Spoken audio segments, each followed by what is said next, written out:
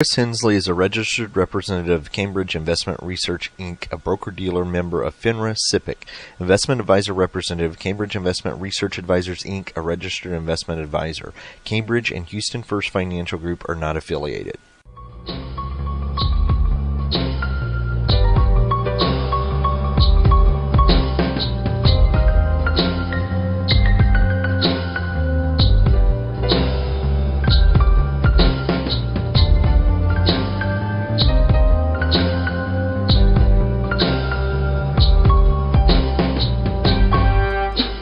Good morning, everybody. You're listening to Money Matters on KPFT Houston. I'm Chris Hensley. The time is now 11 a.m. Got a great show lined up for you today. House of Trump, House of Putin offers the first comprehensive investigation into the decades-long relationship among Donald Trump, Vladimir Putin, and the Russian Mafia that ultimately helped win Trump the White House. We have with us today New York Times bestselling author and veteran journalist Craig Unger. We will do a deep dive into his newest book, House of Trump, House of Putin. So please stay tuned. Keep listening. We will be joining him. He will be joining us very, very shortly. But with that, I always like to give you just kind of a little bit of the calendar that's going on here in Houston when it comes to financial literacy in the Houston and the Gulf Coast region. And we do have quite a few events that are taking place here in October. So let me start with the first one, Houston Money Week, which is a nonprofit initiative for getting financial education classes out to Houstonians, to citizens of the Houston Gulf Coast region, free and at no charge. We will be meeting on October 11th at 2 p.m. This will be an open partner meeting at the United Way building. I will also be talking with one of our partners, Family Houston. They have what's called the Financial Coaching Network, and I will be doing a Train the Trainer webinar on October 19th for investment basics to be housed on their website for their financial coaches. It is a nonprofit organization helping Houstonians out, and their mission aligns with Houston Money Week. And then on October 22nd, I will be going out to College Station to speak to business pathfinders. Adam Lawrence, who is actually one of the producers of the show here, has invited me to come out and speak at College Station to a group of students there about entrepreneurship and business here in Houston. With that, I want to maximize the time we have with Craig on the line, so let me get Craig. Craig, are you there? I am. It's great. Thank you for having me. Excellent. Thank you so much. And it sounds like the music went away, too, so that's good. Yeah. Absolutely. Well, great. So usually what I'll do is I'll introduce you to the audience so that they can get to know you just a little bit better here. Now, you are an American journalist and writer. You grew up right here in Texas, in Dallas. You attended Harvard University. You have written for the Boston Magazine, the New Yorker, Esquire, Vanity Fair. Craig, thank you so much for joining us on the show today. Well, thank you for having me. Well, one of the things, so I listened to your book on audiobook. It's about 12 hours long, and it is an extensive deep dive into the topic that we're going to be talking about today. But I did that on my vacation, and I did it right before the movie Active Measures came out. I know that you're actually interviewed in that documentary, and I wanted to kind of, what is this going to be about before it came out? For people who have not seen the movie Active Measures, I would recommend getting on Hulu. It's available for free right now. I think it still is. But this is an even deeper dive into that topic. And so I kind of want to start with a little bit of the history, because you take us to some of these things that we might have heard about or known about, but if we didn't have any idea that Trump was going to be president, it may have not made it on the radar. Can you kind of take us back a little bit to what it was going on in Brighton Beach and give us some of the history of the Russian Mafia in the U.S.? Right. Well, the Russian Mafia started coming to the United States in the 70s, and that was still during the days of the Cold War and the Soviet Union. And there was a bill passed by Senator Henry Scoop Jackson that allowed Russian immigrants that said that Russia would only get favored nation trading status if it allowed Jewish immigrants to come to the United States. And what Russia did was very much similar to what Fidel Castro did in Cuba years later, and which was essentially open all the jail cells and allow Russian gangsters to flood into the United States, and many of them settled in Brighton Beach, which is in part of Brooklyn, about 10 miles from where I live in Manhattan now. And they started bringing, they were not just doing extortion and black marketeering, but they started partnering with the Italian Mafia. They started doing pretty clever pump and dump stock scams on Wall Street. There was a scam that got them about $1 billion a year, in which they siphoned off all the tax money for gasoline in New York State, and they had so much money that they needed to launder it. And the best way to launder money, it turns out, is through real estate. If you can put cash into real estate in an anonymous shell company, and that is allowed under our very lax real estate regulations, and buy a condo for $2 million or whatever, you have laundered that money effectively once you sell the condo. And so in 1984, a guy named David Bogatin, who was part of the Russian Mafia, met with Donald Trump in Trump Tower. Trump Tower was then the new glitzy building where all the celebrities lived, Steven Spielberg and Johnny Carson and Sophia Loren and so forth. I realize these are from another generation, but they were very famous back then. And Bogatin meets with Trump and says, I'll buy 5 condos. He put down $6 million. That's the equivalent of about $15 million today. And he had effectively laundered money. That was the beginning, so far as I can tell, of Donald Trump properties being used to launder money for the Russian Mafia. And that was my next question here, because we went into some of those shell companies this is stuff that there were prosecutions made of back then. Some of these people got caught, but this led to the accusation that Trump laundered money through real estate. Can you tell us a little bit about that, and maybe even go into, this was another question here about bailout group. That may be 2 questions, but right. Well, you know, as I said, the regulations for real estate are very, very lax. And according to money laundering experts, the 2 criteria they look for to see if money is being laundered is, 1, is it an all-cash transaction? And 2, is it being bought by a shell company like a limited liability corporation?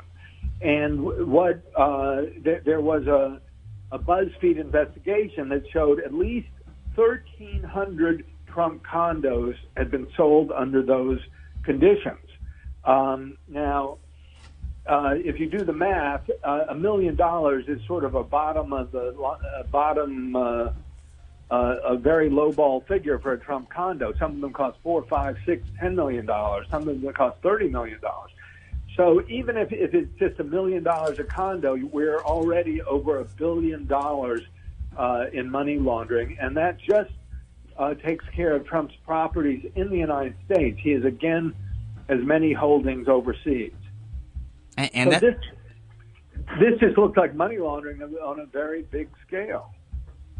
And that was kind of just getting started as the Trump Tower opened, and they kind of said some of the things we talk about, driving up the price and all of this stuff. Fast forward a little bit to Bayrock Group. Can you tell us about that? Right, Bayrock came along around 2002. That's it's 28 years later, and by then, Trump had run through all his money and more. He was $4 billion in debt. He had built up these casinos in Atlantic City, and he vastly overexpanded. I mean, it's sort of crazy how Trump is celebrated as being a great businessman. I thought casinos, the house had all the advantage. He managed to lose $4 billion and file 6 bankruptcies. So he couldn't, his career was essentially over. and the Russian Mafia came to him and with a completely different business model.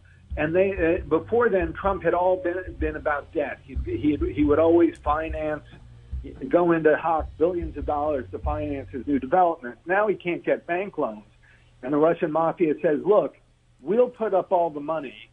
You don't have to put up a dime. We just want to franchise your name, much as McDonald's does with its restaurants."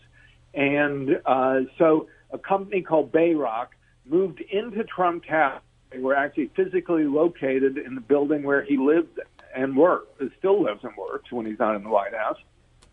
And they started partnering with him, and they built the Trump Soho not far from me here in New York, and they put up the $400 million or so. But that money was coming through sources that were essentially flight capital fleeing Russia. This is of dubious origin, presumably needing to be laundered. So it went in not just to finance it, but once the building was built and the condos could be sold, Russian oligarchs could buy condos and launder their money that way as well. So that is we're here in 2000. You said that was 2002 or so, or 2012? It started at Bayrock opened around 2002. Yeah. Okay. So prior to that, I'm kind of jumping all over the place here, but it's so much information. Why would Russia target Trump as a person of interest? Well, that's a really good question, and I went back. I interviewed General Oleg Kalugin, who had been head of counterintelligence for the KGB. And one is, it's important to understand, everyone says, well, this couldn't have happened. How could Russia have known 30 years ago or so that Trump would become president? Well, they didn't, of course. They had worked with a powerful American businessman. Armand Hammer was a big oil man who did a lot of business in Russia during the days of the Soviet Union. And when I talked to Kalugin, General Kalugin, he said they had about 300 spies in the United States. And they were not just going after Trump. I mean, one of the things that astonished me here was how much money had been given to various other people, most of them Republicans. They tried occasionally with the Democrats. But if you remember the Jack Abramoff, Tom DeLay scandal from the 90s. Tom DeLay, if I'm not mistaken, was from the Houston area. Yep. And he was Speaker of the House. And it's not been written about much, but they made the trips to Moscow, and money went into super PACs and as a result. And what you see is that the Russians, I mean, a large part of the scandal to me is what's legal. It's not yes, there's a lot of stuff that's illegal, but the Russians studied our campaign finance system, and so they started giving money to super PACs whenever possible. If you look at the Republican Senatorial Campaign Committee that Mitch McConnell runs, well, an oligarch named Leonard Blavatnik, who's worth about $16 billion, has given millions and millions to that. He's a naturalized American citizen, so that's perfectly legal, and it has gone to people like Mitch McConnell, who doles it out to senators like Lindsey Graham and so forth. So there's a lot of money in there. If you look at the National Rifle Association, they got about $70 million from the Russians, and then they make their contributions to Republican candidates. So there's an awful lot of money in these systems, and I think that's one reason you see so many Republican politicians marching in lockstep with President Trump. So I want to stick with Russia for a moment, and then we'll jump back to Trump here. But we are in a week. We've had the Supreme Court hearings going on this week, and to say that the country is torn apart right now is we're not being dramatic there. One of the things that really was impactful from the book was some of this political tribalism and quote fake news. Some of this is new to us, but it's not necessarily new to Putin's regime. And you talked about that in the book. Can you talk a little bit about maybe post-truth or kind of political tribalism, fake news, how that plays into this? Right. Well, my first chapter is titled Virtual World War III, and I believe we're very much in a global conflict. This is a world war, but there are no bombs or bullets or boots on the ground, and they're using different weapons. And there are a lot of different weapons. There's hacking, there's cyber warfare, there is media manipulation, and as you say, this is very much a post-truth world where they're making it. It's honestly so confusing that it's hard for people to follow. I'm on this 16 hours a day pretty much, but you always have to figure out where is the news coming from. And because we're now in a new social media world where a lot of people get their news from Facebook, it's very easy to fool people into thinking the sources may be legitimate.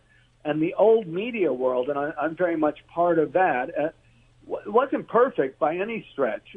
But you know what? There are a lot of us do serious research. My book has over 1,000 footnotes. I think it's pretty well documented. And if you don't trust me, look at the original documents and check me out.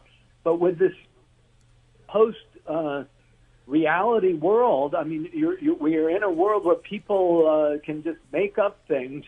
And the Russians started doing it Putin started doing this very deliberately around 2013 or so. And he had a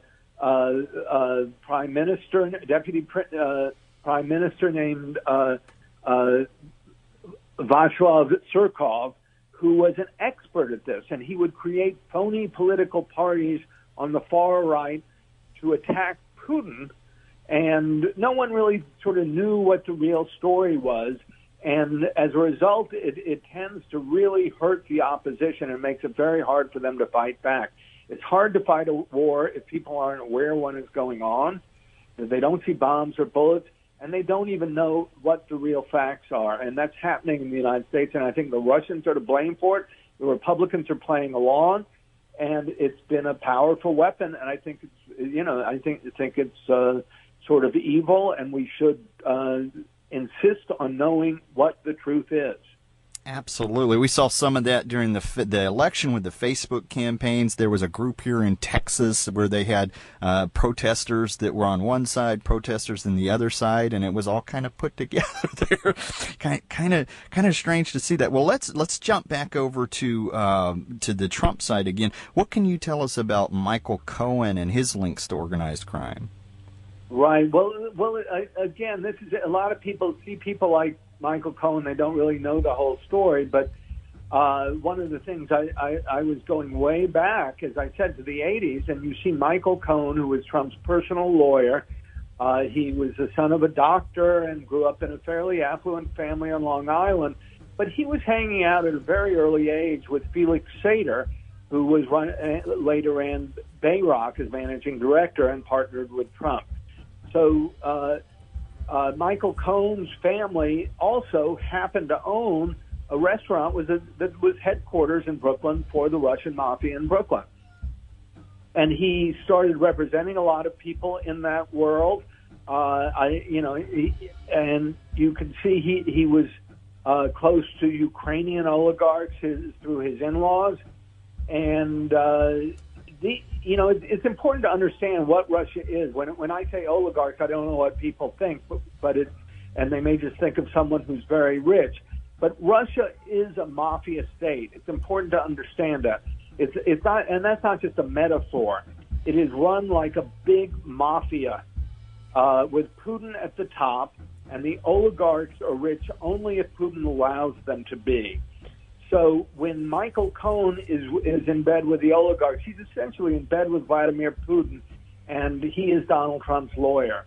The other thing I realize a lot of Americans have trouble with when we talk about the Russian Mafia is they are very much an extension of Russian intelligence.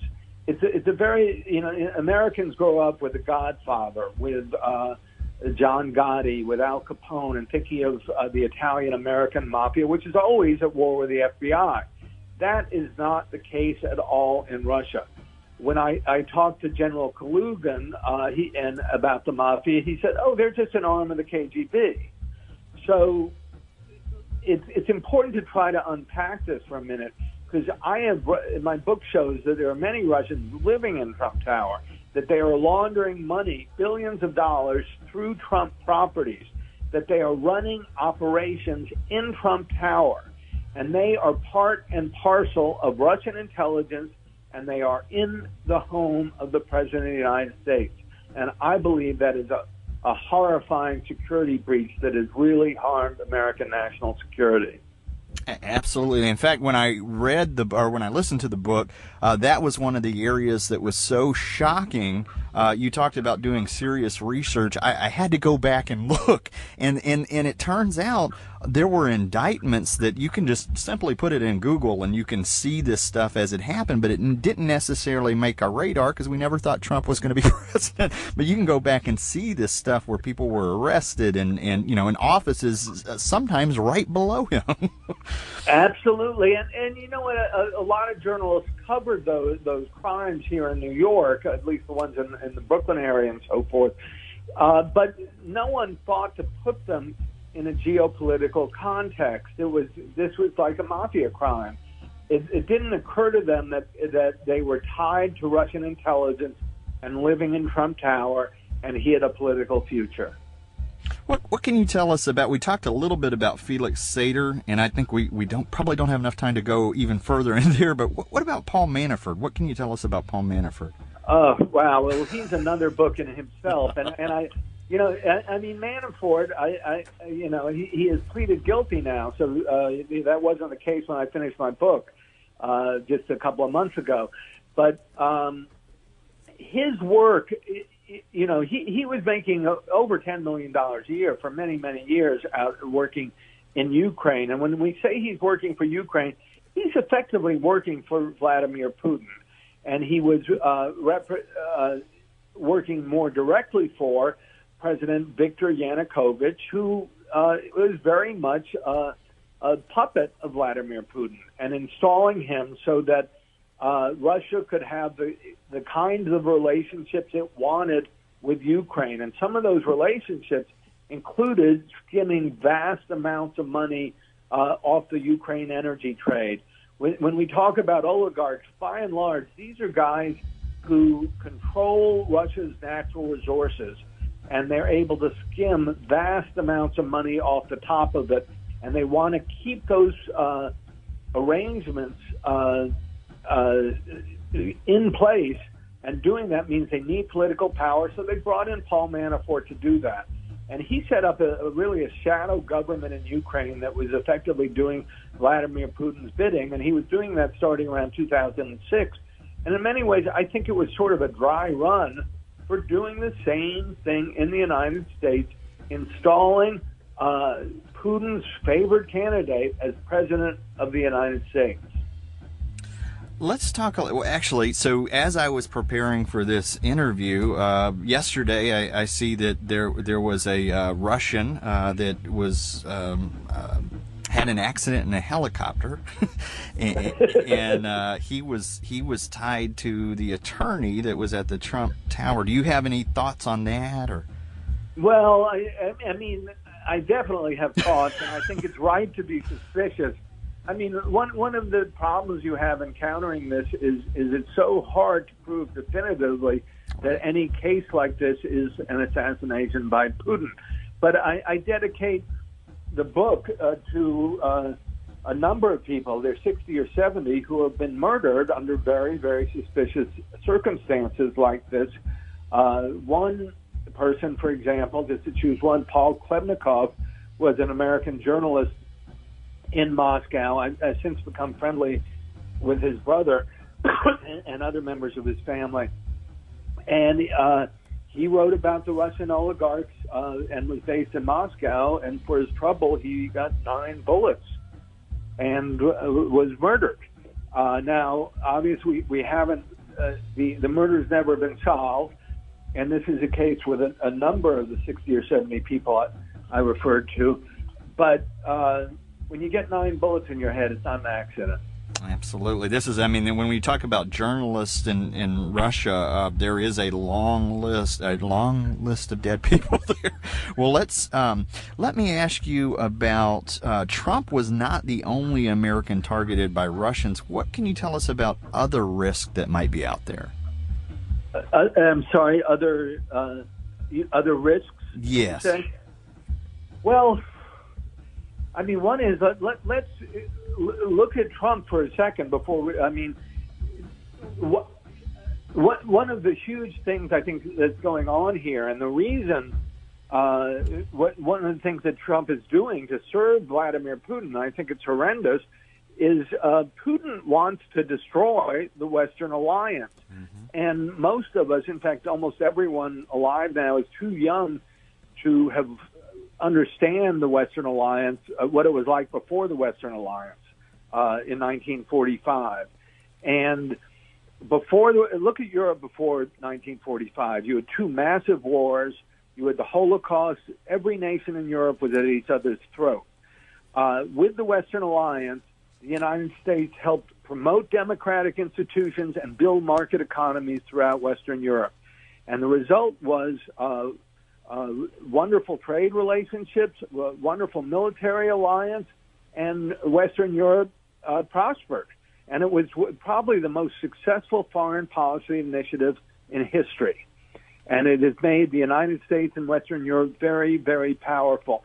After the fall of the Soviet Union, all the East Bloc nations wanted to join NATO. And this is what Putin is fighting more than anything else. He saw the end of the Soviet Union as the greatest catastrophe in world history, and then one humiliation after another followed. Well, Putin is trying to reverse all of that and win them back, and he has fostered these right-wing, anti-immigrant populist movements. And he's put in Donald Trump as President of the United States, who is trying to destroy the Western alliance. And he's done a remarkable amount of damage in a very, very short time. If you saw the meeting with Putin in Helsinki, if you saw the G7 conference, he is the Paris Climate Accords we pulled out of. He is separating us from our European allies every chance he gets, and he has made the United States a very unreliable partner in all of this. So, I mean, one thing, the risks to look forward to, I think, are is Russia going to move into Ukraine and Trump just going to sit idly by and say, go ahead, take it? Or will Russia move back into the Baltic? Will American troops be pulled out of NATO? Those are things to watch out for. During the Republican convention in 2016, they weakened the plank by which we said we would support Ukraine with military aid. And this has been a traditional, the Republicans used to be very, very strong in fighting Russia. Now suddenly they're all Vladimir Putin's best friend, and they're getting money from these oligarchs right and left. So, and you mentioned Helsinki there, and one of the Putin mentioned one of the FBI who was responsible for investigating Russian organized crime by name. It's just amazing. Well, so let's kind of talk a little bit about where do you see the Mueller investigation going? Well, in many ways, I think my book is sort of a blueprint for some of the areas he might go into, and I say that because a lot of my documentation came from FBI documents. I also noticed that Trump has been very, very hard on some of the FBI people who were specialists in Russian organized crime. Mm-hmm. So I think one is there's a strong possibility Roger Stone may be indicted.